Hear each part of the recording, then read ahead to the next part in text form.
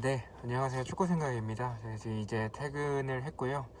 원래는 이제 제가 컴퓨터 화면을 보면서 말씀을 드려야 하는데, 지금 뭐 저도 불편한 상황이긴 합니다. 지금 인터넷을, 어제 설치를 했는데, 설치하고 퇴근하고 오니까 고장나 있더라고요. 그래서 아마 금요일 오후에 이제 AS를 받기를 했는데, 그거 받고 나서는 아마 금요일 저녁에 이제 토요일 새벽에 올라가는 풀백과 독식픽 그리고 토요일에 있는 프로토 영상은 정상적으로 올라갈 것 같습니다. 그래서 최종픽까지는 지금처럼 조금 불편하더라도 조금 양해 부탁드리도록 하고요.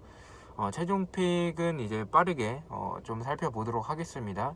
급하신 분들 같은 경우 일단 픽만 보고 싶다면 영상 후반부에 한번 정리해서 다시 말씀을 드릴 테니까요. 그거를 참고를 해주시면 될 것 같고요.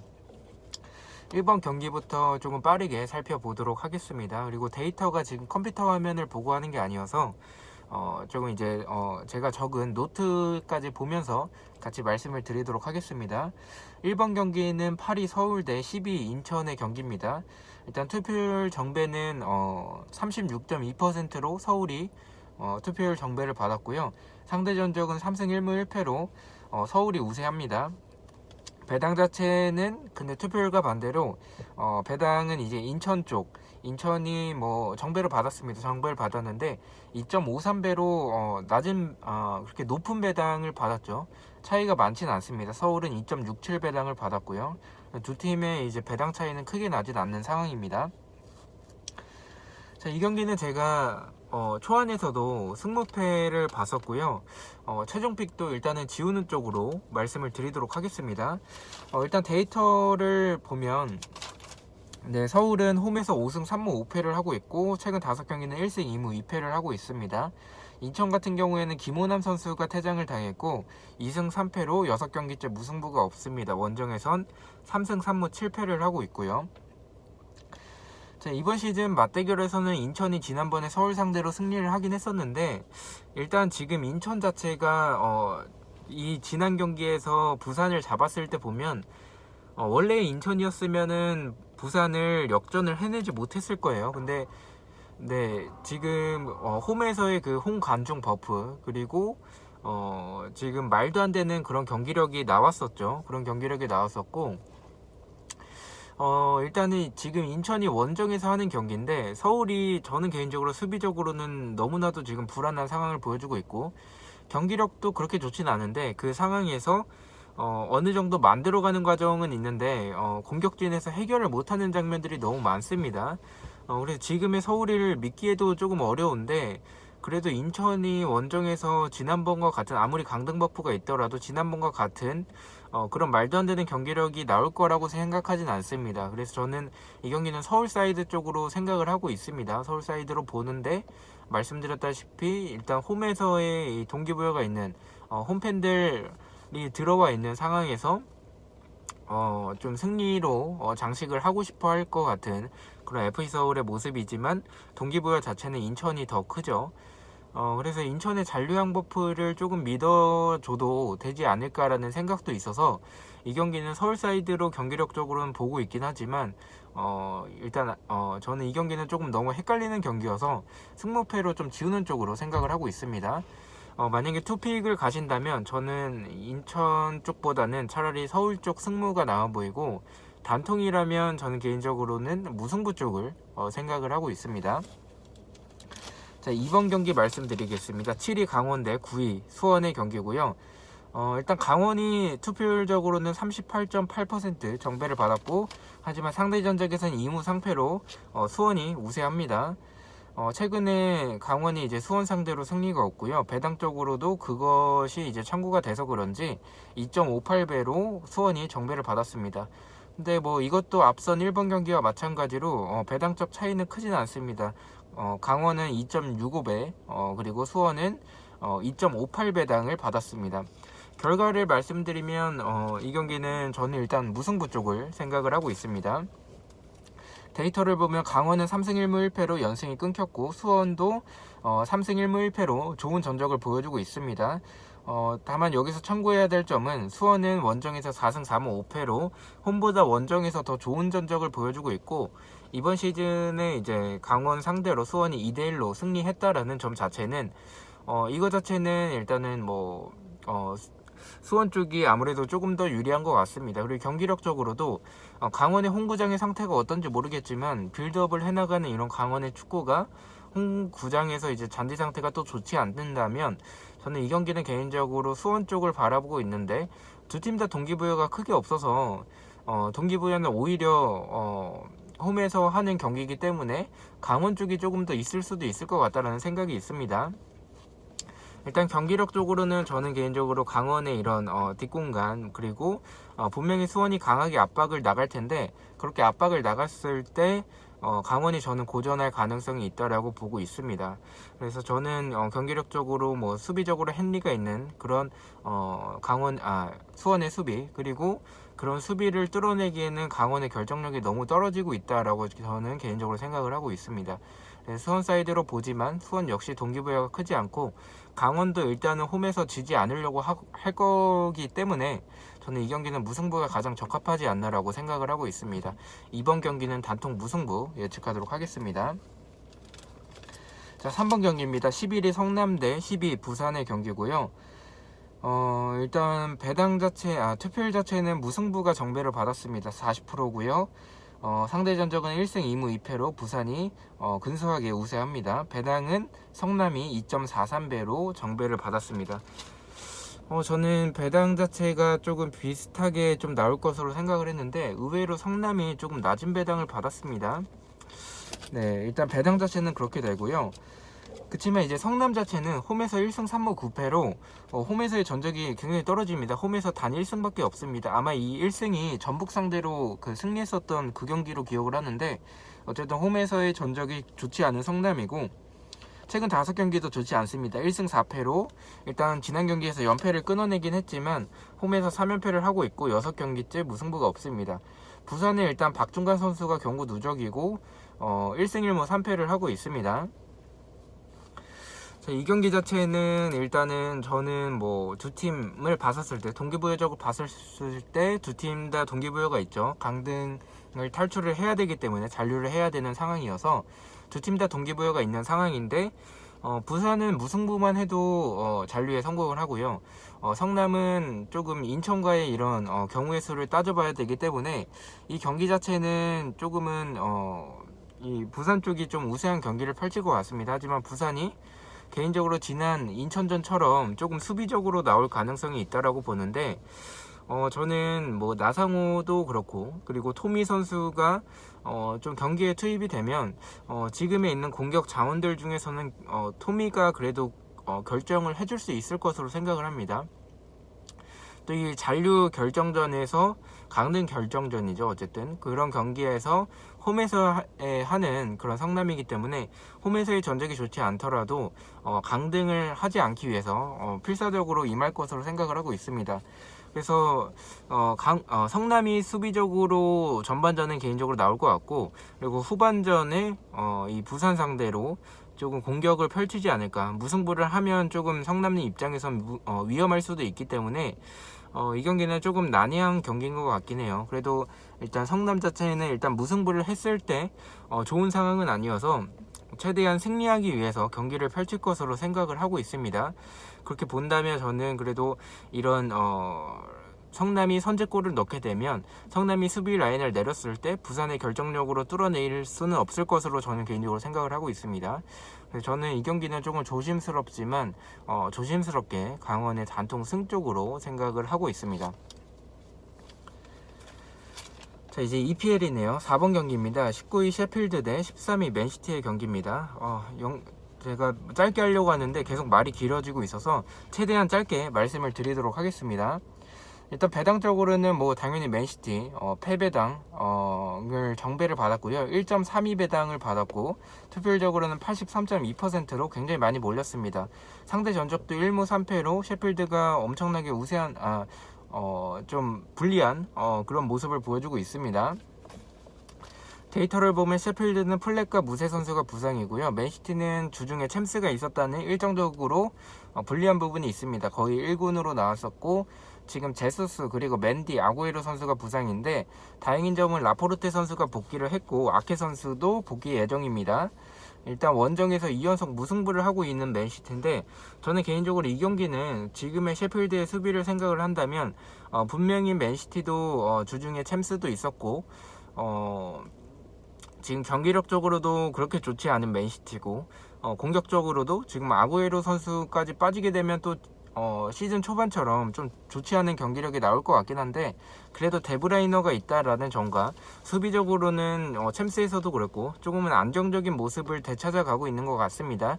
라포르테도 복귀하고 디아스도 있고 그리고 이런 상황에서 아케 선수까지 복귀를 하게 된다면 아케가 좌측 풀백으로 나와도 되지 않을까라고 개인적으로 생각을 하고 있습니다.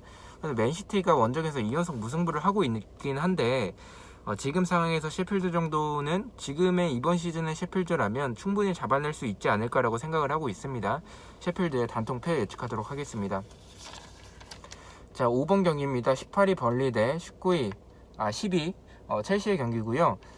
투표율은 첼시가 정배를 받았습니다. 72.6%를 받았고요.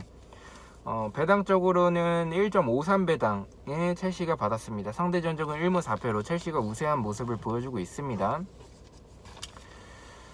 벌리는 제코크가 부상이고 1무 4패로 홈에서 2연패를 하고 있고요. 첼시는 케파가 부상인데 초안 때도 그렇게 생각을 했지만 케파가 부상인 건 첼시 입장에서는 오히려 더 좋은 점으로 생각을 하고 있습니다. 주중에 챔피언스 리그가 있는 첼시고요. 챔피언스 리그가 있었던 첼시고요. 1승 3무 1패로 2연속 무승부 그리고 원정에서도 2연속 무승부를 하고 있습니다. 지금 리그에서는 계속 무승부를 하고 있는 그런 첼시여서 무승부를 가져갈까 말까에 대해서 고민을 많이 했고 근데 지금의 벌리를 봤을 때는 첼시 상대로 승리하기에는 좀 어렵다라고 생각을 해요. 그리고 첼시 자체도 지금의 경기력이 너무나도 불안하긴 합니다. 하지만 티아고 실바와 맨디 선수가 복귀를 하면서 수비적으로는 그래도 어느 정도 안정감을 찾아가고 있지만 아직까지 주마 선수가 정신을 못 차리고 있고요. 그래도 공격적으로는 좋은 모습을 보여주고 있는 첼시여서 이 경기는 좀 첼시가 유리한 경기를 상대 전적처럼 가져갈 것으로 생각을 하고 있습니다. 다만 첼시의 수비를 봤을 때 크로스 공격 그리고 세트피스에서 취약한 점은 지난 시즌과 이어서 이번 시즌에도 보여주고 있는데 벌리는 세트피스 그리고 크로스 이런 뚝배기 한 방을 보유하고 있는 팀이고 그리고 지금 현재는 애슐리 반스 그리고 우드 선수가 건재하기 때문에 부상이 아니기 때문에 이런 뚝배기 전략 맥닐의 킥력이라면 첼시 상대로 이변을 만들어낼 수 있지 않을까라고 생각을 하고 있습니다. 이변을 만들어낸다면 저는 무승부까지로 보고 있어서 이 경기는 이 벌리의 무패 투픽 추천드리도록 하겠습니다. 자, 6번 경기입니다. 2위 리버풀 대 12위 웨스트햄의 경기입니다. 일단 역시나 리버풀이 정배를 투표율도 그렇고 배당도 정배를 받았습니다. 투표율은 79%를 받았고요. 배당적으로는 1.39배당을 받았습니다. 상대 전적도 4승 1무로 리버풀이 좀 압도적인 상황입니다. 일단 데이터를 보면 리버풀 같은 경우에는 일단은 챔스에서 전방 공격진을 약간 로테이션을 돌렸고요. 케이타, 알칸타라 그리고 마팁 선수가 복귀를 합니다. 반다이크는 일단 부상인데 파비뉴가 일단 부상자 명단에는 없었습니다. 부상자 명단에는 없었기 때문에 일단은 파비뉴가 나오지 못하더라도 그래도 마팁 선수가 있기 때문에 고메즈는 불안한데 그래도 마팁이 있기 때문에 어느 정도 괜찮지 않을까라고 생각을 합니다. 리버풀은 3승 1무 1패를 하고 있고 홈에서 3연승을 하고 있습니다.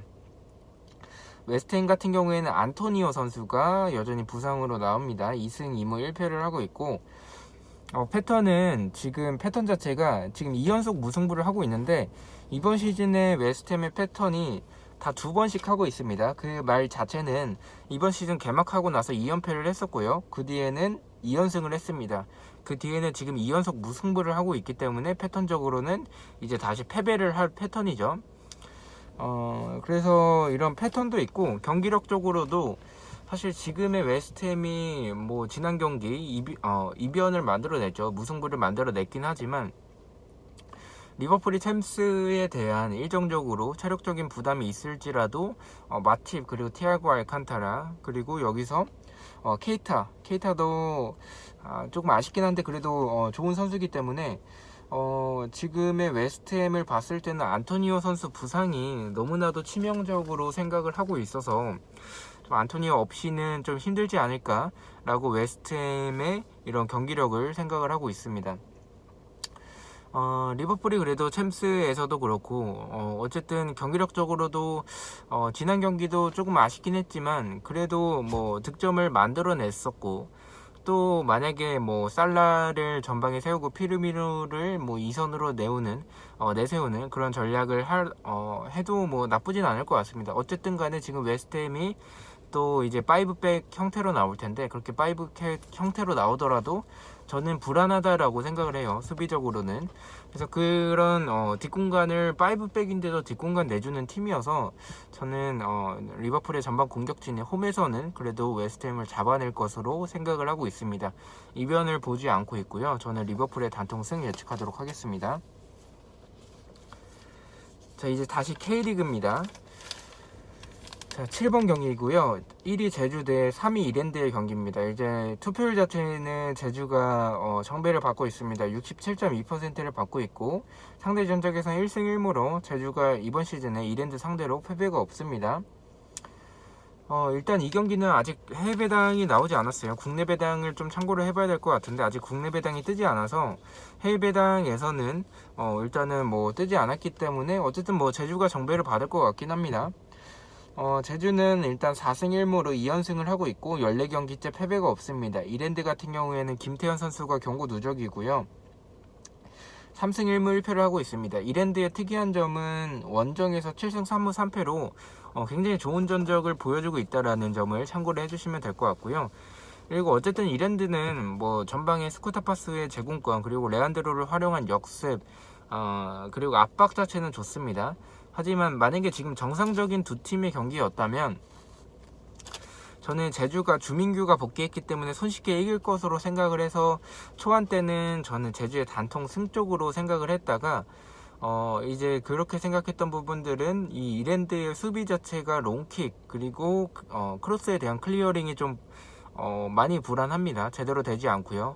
그 상황에서 뒷공간도 굉장히 많이 내주는 팀이기 때문에 지금의 제주에서 전방에서의 뭐 주민규 또는 진성욱 또는 뭐 류승우나 이동률 선수도 있죠. 그래서 저는 이 경기는 제주가 손쉽게 가져갈 것으로 생각을 했는데 동기부여를 따졌을 때 두 팀 다 동기부여가 있고 또 제주가 승무표에 들어와서 저번처럼 또 배신을 할 것 같다라는 그런 느낌이 있고 제주는 뭐 무승부만 해도 그렇게 나쁜 상황은 아니기 때문에 조금은 남길 감독이 조심스럽게 경기에 임하지 않을까라고 생각을 하고 있습니다.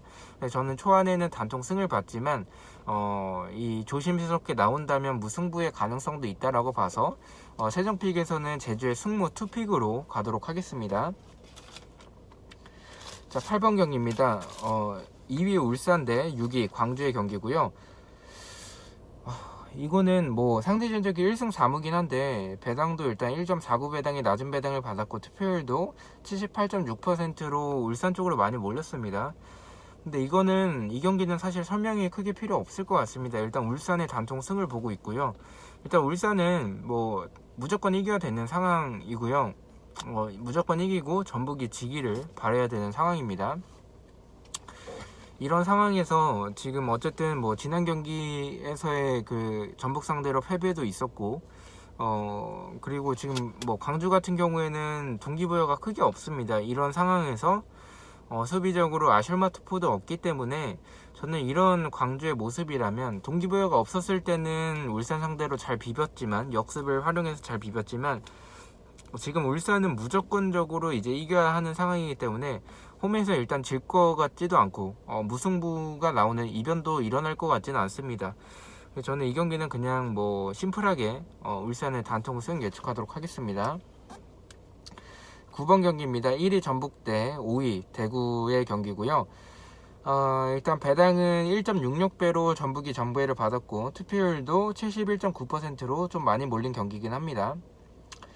제 이 경기는 초안에서는 좀 승무 쪽으로 봤었는데요. 일단 데이터를 말씀을 드리면 전북은 일단 무승부만 해도 우승이고 10승 1무 2패를 하고 있습니다. 특별한 부상자는 없고요. 4승 1패로 2연승 및 7경기째 무승부가 없습니다. 그리고 이동국 선수가 이제 은퇴를 하죠. 네, 그리고 대구 같은 경우에 정승원이 경고 누적이고요. 2승 2무 1패를 하고 있습니다. 뭐 상대 전적에서도 너무나도 압도적인 전북의 모습을 보여주고 있고, 전북은 일단 이동국의 은퇴 경기, 그리고 홈에서의 리그 마지막 경기, 우승 결정전이 되겠죠. 이런 상황에서 지금 대구가 정승원도 없고 에드가의 출전 여부도 불투명한 상황이고 아마도 못 나올 것 같은데, 대구는 어쨌든 아시아 챔피언스 리그 티켓을 따냈기 때문에 전북 상대로 무리해서 에드가를 투입시킬 거라고 생각하지는 않습니다. 물론 세징야의 선수의 지금 폼은 굉장히 좋지만 지금의 전북을 동기부여가 있는 그런 홈에서의 경기, 그리고 이동국의 은퇴 경기, 그리고 우승에 대한 마지막 경기, 이런 상황에서 대구가 이변을 만들어내기에는 베스트 멤버로도 힘들 텐데 베스트 멤버도 아니고 동기부여도 떨어져 있고, 근데 정승원이 해주는 역할은 굉장히 큰데 정승원까지 빠지게 되면 저는 이 경기는 조금 힘들지 않을까라고 생각을 하고 있습니다. 대구의 승은 보고 있지 않습니다. 다만 전북은 일단 무승부만 해도 일단 뭐 무승부만 하게 돼도 우승을 하게 되는 상황이어서 조금은 공격적인 경기보다는 수비적으로 나올 가능성이 큽니다. 만약에 공격적으로 나갔다가 대구의 역습에 당할 수도 있기 때문에 조금 라인을 많이 높일 것 같다라는 생각은 없습니다. 그래서 좀 수비적으로 나올 가능성이 크고요. 그런 부분과 이제 이동국 선수가 뭐 선발로 나올지 교체로 나올지는 모르겠지만 어쨌든 무조건적으로 뭐 풀타임을 시킬 수도 있겠고요. 그렇게 나올 텐데 일단 저는 그래도 뭐 개인적으로 이 경기는 초안에서는 승무 쪽을 생각을 했다가 저는 결론적으로 단통 무승부로 바꿨습니다. 이런 동기부여적으로도 전북은 무승부만 해도 되는 상황이고 대구 상대로 라인을 올릴 것 같다라는 생각은 없고요. 또한 지금 이 K리그는 3경기가 모이면 무승부가 나오는데 제가 봤을 때는 뭐 이따가 포항 경기도 말씀드리겠지만 포항은 이길 것 같고 울산은 무조건 이길 것으로 강하게 보고 있기 때문에 이렇게 두 팀을 본다면 마지막으로 이 전북 자체가 비기지 않을까라고 생각을 하고 있습니다. 그래서 저는 이 경기는 과감하게 단통 무승부로 가보도록 하겠습니다. 자, 10번 경기입니다. 3위 포항 대 4위 상주의 경기입니다. 포항이 일단 61.7%로 투표율 정배를 받고 있고요. 배당은 1.8배당으로 그렇게 낮은 배당은 아니고 약간은 높은 배당을 받고 있습니다. 상대 전적은 2승 1무 2패로 비슷한 상황을 보여주고 있고요. 이번 시즌 맞대결에서는 4대 3으로 일단 포항이 이겼었고, 이 두 팀을 봤었을 때 뭐 상주도 나쁜 전력이 아니기 때문에 이렇게 배당이 좀 생각보다 높은 배당을 받았지 않았나라고 생각을 하고 있습니다. 포항은 7승 3무 3패로 홈에서의 그런 전적을 보여주고 있고 최근 5경기는 4승 1패로 연승이 끊겼지만 홈에서는 5연승을 하고 있습니다. 5경기째 무승부가 없고요. 그리고 포항은 스틸러드 그 경기장이죠. 그 30주년 기념으로 유니폼을 입는다라고 합니다. 리그 마지막 홈경기이기 때문에, 또 포항은 아시아 챔피언스 리그에 진출하지 못했기 때문에 이번 시즌에, 그래서 이번 시즌 마지막 경기죠. 그래서 좀 최선을 다하지 않을까라고 생각을 하고요. 상주는 문선민과 오세훈 선수가 뭐 데이터가 없어요. 뭐 상주 가서 그런지 모르겠지만 이 출전 여부가 일단은 불투명한 상황으로 생각을 하고 있습니다. 2승 3패로 2연승을 하고 있고 6경기째 무승부가 없습니다. 그리고 원정에서 4승 4무 5패로 홈에 비해 원정에서 굉장히 떨어지는 전적을 보여주고 있는 팀이죠. 저는 이 경기는 뭐 동기부여적, 상주는 동기부여가 크게 없고 마지막 경기이기 때문에 조금은 로테이션을 가동하지 않을까라는 개인적인 생각이 있습니다. 그래서 조금은 이런 기회를 못 받았던 선수들에게 조금 더 기회를 주지 않을까라고 개인적으로 생각을 하고 있고요. 그리고 포항 같은 경우에는 홈에서의 마지막 경기고 이번 시즌의 마지막 경기, 그리고 스틸라드 30주년 기념으로 입는 유니폼까지 해서 홈팬들 앞에서 최선을 다할 것으로 생각을 해요. 그래서 로테이션을 돌리지 않고 정상적으로 나올 것 같습니다. 사실 이 경기는 조금 포항이 불안하다라고 생각을 하신다면 승패로 가시는 게 좋습니다. 이 경기는 무승부보다는 승패 쪽으로 나올 가능성이 큰 경기로 생각을 하고 있습니다. 다만 이 경기에서 투픽보다는 저는 다른 경기에서 투픽을 조금 더 생각을 했고요. 이 경기 단통으로 가져간다면 저는 그래도 포항이 더 낫지 않을까라고 생각을 합니다. 상주가 수비적으로 권경원 제외하고는 좀 불안한 팀이고요. 측면에서의 공간 그리고 뒷공간을 여전히 많이 내주는 모습을 보여주고 있는 상주의 모습이기 때문에 저는 일류첸코와 팔로세비치의 호흡이 너무나도 좋은 상황에서 이 경기 포항이 동기부여도 있기 때문에 잡아내지 않을까라고 개인적으로 생각을 하고 있습니다. 포항의 단통승 예측하도록 하겠습니다. 자, K리그는 이렇게 끝났고요. 이제 EPL 영상이 계속 길어지네요. 빠르게 넘어가도록 하겠습니다. 3위 아스톤빌라 대 7위 사우스햄튼의 경기입니다. 일단 투표율은 아스톤빌라가 40.7%를 받았고 배당도 2.44로 이제 아스톤빌라가 정배를 받았습니다. 이 경기는 뭐 누가 정배를 받을지 몰라서 조금 애매했었던 경기였었는데 결론적으로는 홈팀인 아스톤빌라가 정배를 받았습니다. 네, 데이터를 보면 아스톤빌라 같은 경우 웨슬리가 부상이고 4승 1패로 연승이 끊겼고요. 사우스햄튼 같은 경우에는 제네포 선수가 부상이고 살리스 선수가 이제 드디어 나오지 않을까라고 생각을 하고 있습니다. 부상 복귀 예정이고요. 이제 수비 선수죠. 3승 1무 1패를 하고 있습니다. 나쁘지 않은 전적을 보여주고 있는 사우스햄튼의 모습입니다. 일단 상대 전적에서는 1무 4패로 사우스햄튼이 우세한 모습을 보여주고 있고요. 저는 지금 배당도 그렇고 투표율도 아스톤빌라가 정배를 받긴 했지만 개인적으로는 이 경기는 일단 승패로 가면 더 좋아 보이는 경기입니다. 일단 폴더가 여유가 되신다면 승패로 가시는 게 좋을 것 같지만 저는 아스톤빌라의 단통패 사우스햄튼의 승 쪽을 생각을 하고 있고요. 그렇게 보는 이유는 일단은 아스톤빌라가 수비적으로는 이번 시즌 연승을 해나갈 때도 저는 수비적으로 좀 불안한 팀으로 생각을 하고 있어요. 물론 중원에서의 맥긴과 루이즈 그리고 전방에서의 그릴리시, 와킨스 이런 선수들이 있긴 하지만 사우스햄튼도 이런 압박이 굉장히 좋은 팀이기 때문에 아스톤빌라가 압박에 고전할 가능성이 있다라고 생각을 하고요. 그리고 잉스 선수의 폼이 여전히 좀 좋은 모습을 보여주고 있고 레드먼드 선수도 좋은 모습을 부상 복귀하고 나서 좋은 모습을 보여줬기 때문에 사우스햄튼 역시 수비적으로는 조금 불안하긴 하지만 그래도 밸런스적으로나 수비적으로나 공격적으로나 더 나은 팀은 저는 사우스햄튼이지 않을까라고 생각을 하고 있습니다. 아스톤빌라의 단통패 예측하도록 하겠습니다. 12번 경기입니다. 14위 뉴캐슬 대 1위 에버튼의 경기입니다. 일단 투표율은 에버튼이 66.6%를 받았고요. 1승 2무 2패를 하고 있고 상대 전적은 1승 2무 2패고요. 그리고 배당적으로는 2.00 배당으로 에버튼이 정배를 받았습니다. 배당이 높죠. 뉴캐슬은 셸비, 맥리치, 드브라브카 키퍼가 부상이고요. 1승 2무 2패를 하고 있습니다. 에버튼은 홀게이트, 콜먼 그리고 콜먼까지가 부상이고 히샬리송과 디뉴는 퇴장으로 출전하지 못합니다. 콜만 선수는 케니 선수가 복귀를 할 예정이기 때문에 가능해 보이지만 히샬리송과 디뉴 선수가 퇴장으로 나오지 못하면서 에버튼의 좌측 라인이 좀 많이 무너졌죠. 제가 초안에서는 이 경기를 좀 에버튼의 승 쪽을 좀 봤었습니다. 어찌됐든 간에 뉴캐슬이 존조 셸비가 없는 부분이 더 타격이 있을 것으로 생각을 했고 뉴캐슬이 공격적으로 나오기보다는 수비적으로 나올 가능성이 크다라고 생각을 했는데 그 상황에서 뉴캐슬이 어쨌든 크로스 상황이나 세트피스 상황에서 좀 불안한 장면들이 있기 때문에 에버튼의 황금 뚝배기 칼버트린이 좀 득점을 만들어내지 않을까라고 생각을 해서 초반에는 이 뉴캐슬의 단통패 쪽으로 생각을 했는데 최종픽에서는 이 경기 좀 승무패로 지우겠습니다. 일단은 저는 무승부까지 받쳐서 무패 쪽으로 생각을 했다가 지금 해외 구매율 자체가 뉴캐슬과 에버튼 승패 쪽으로 좀 나눠지고 있습니다. 이럴 경우에 좀 승패 쪽으로 들어오는 경우들이 좀 많았었고 개인적으로 봤을 때는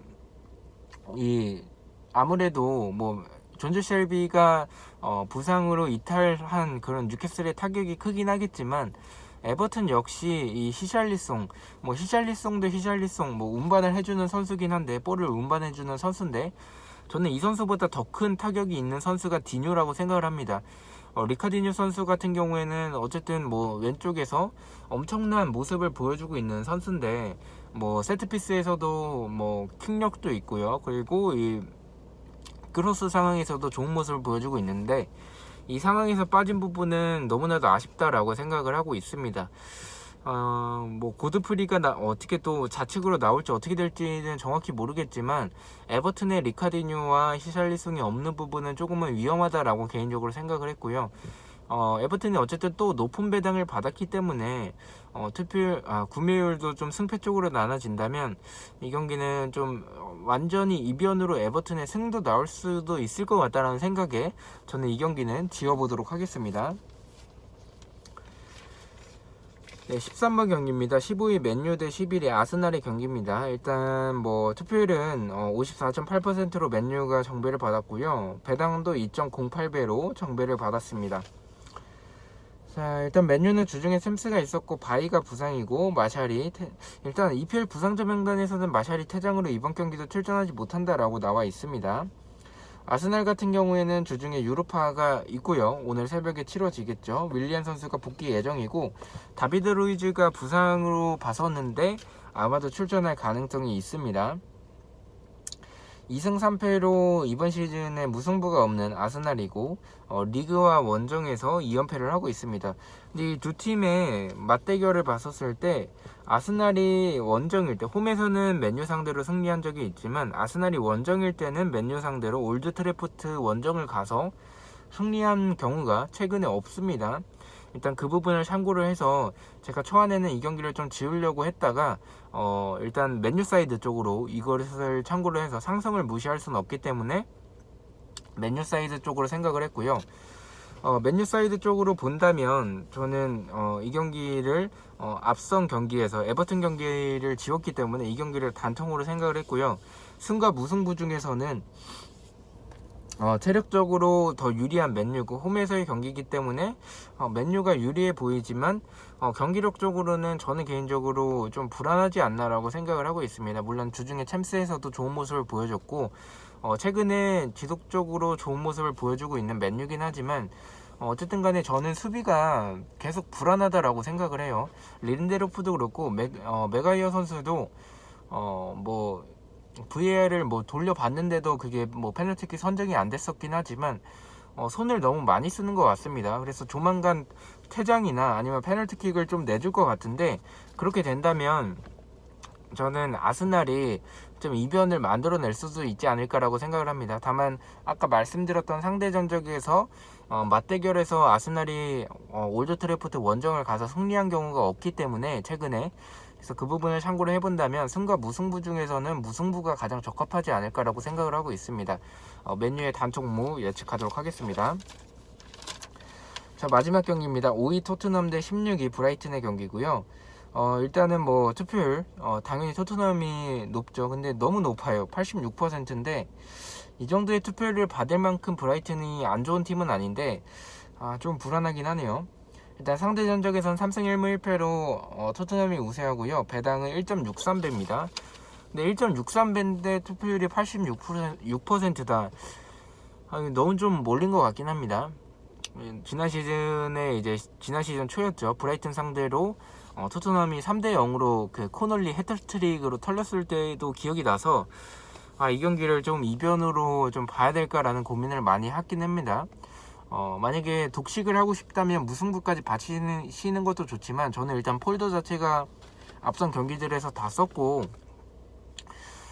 물론 이변의 가능성은 이 브라이튼이 활동량이 많고 압박이 좋은 팀이기 때문에 토트넘이 그것에 고전할 가능성이 있겠지만, 어쨌든 브라이튼이 수비적으로 굉장히 불안한 모습을 보여주고 있는 팀이고 공간도 굉장히 많고 특히나 크로스 그리고 세트피스로 인한 실점이 굉장히 많습니다. 그리고 브라이튼의 결정력이라면 토트넘이 공격에 비해 수비가 좀 아쉬운 팀이긴 하지만 그런 수비도 뚫어내지 못할 것으로 생각을 하고 있습니다. 브라이튼의 결정력이라면. 근데 저는 이 경기는 뭐 투표율대로 이거는 단통승으로 가는 게 맞지 않나라고 생각을 하고 있습니다. 토트넘의 단통승 예측하도록 하겠습니다.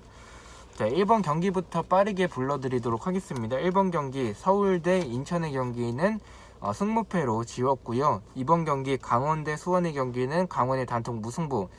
3번은 성남대 부산의 경기는 성남의 단통승. 4번 셰필드 대 맨시티는 셰필드의 단통패. 5번 벌리 대 첼시는 벌리의 무패. 6번 리버풀 대 웨스트햄은 리버풀의 단통승. 7번 제주 대 이랜드는 제주의 승무. 8번 울산 대 광주는 울산의 승. 9번 전북 대 대구는 전북의 무승부. 10번 포항 대 상주는 포항의 승. 11번 아스톤빌라 대 사우스햄튼은 아스톤빌라의 단통패. 12번 뉴캐슬 대 에버튼은 승무패로 지었고요. 13번 맨유 대 아스날은 맨유의 단통무. 14번 토트넘 대 브라이튼은 토트넘의 단통승. 이렇게 예측을 하고 있습니다. 네, 일단 저는 토요일 새벽에 이제 차에서 촬영이 하는 게 아니라 이제 인터넷이 정상적으로 돌아와서 컴퓨터로 촬영을 하고 싶습니다. 컴퓨터로 다시 뵙도록 하겠습니다. 시청해주셔서 너무나도 감사드리고 구독과 좋아요 너무나도 감사합니다. 감사합니다.